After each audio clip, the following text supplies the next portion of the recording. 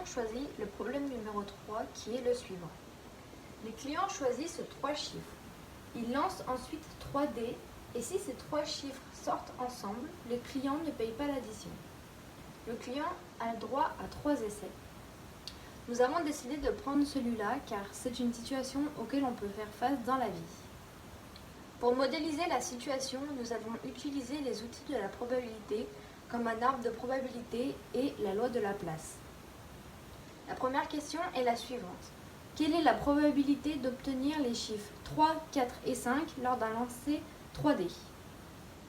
Pour y répondre, il faut calculer la probabilité d'obtenir toutes les issues qui menaient à 3, 4, 5. Nous avons utilisé un arbre de probabilité. Ici, les chemins qui nous intéressent sont en vert. Nous avons pris toutes les issues qui contenaient les chiffres 3, 4 et 5.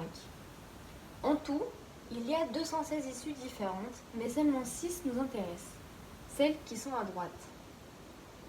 Chacune d'entre elles vaut 1 sur 216 des combinaisons.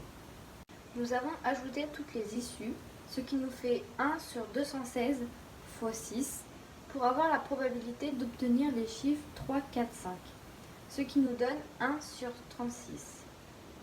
Pour conclure, il y a une chance sur 36 d'obtenir les chiffres 3, 4, 5 lors d'un lancer 3D. L'expérience aléatoire peut être décrite de la façon suivante.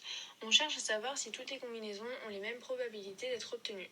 Pour répondre à cette question, il faut calculer la probabilité d'obtenir 3 chiffres identiques, d'en obtenir 2 ou d'obtenir 3 chiffres différents, à l'aide des issues que l'on obtient dans notre arbre de choix réalisé lors de la première question, ainsi que la loi de Laplace.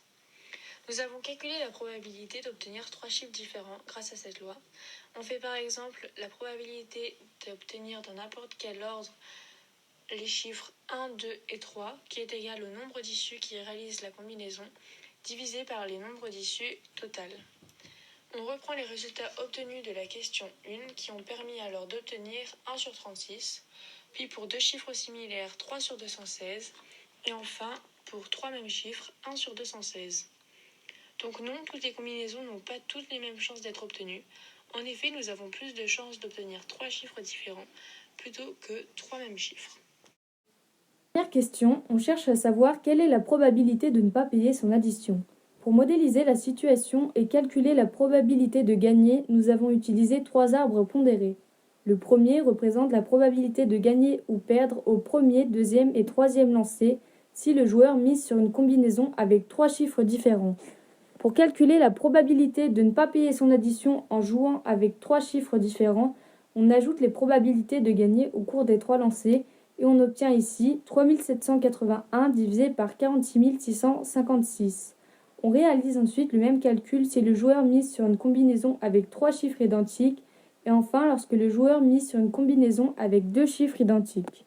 Pour conclure, la probabilité de ne pas payer son addition est de 3781 sur 46 656 si le joueur mise sur une combinaison avec 3 chiffres différents, de 139 321 sur 10 077 696 si le joueur mise sur une combinaison avec 3 chiffres identiques, et enfin de 15 337 sur 373 248 si le joueur mise sur une combinaison avec 2 chiffres identiques.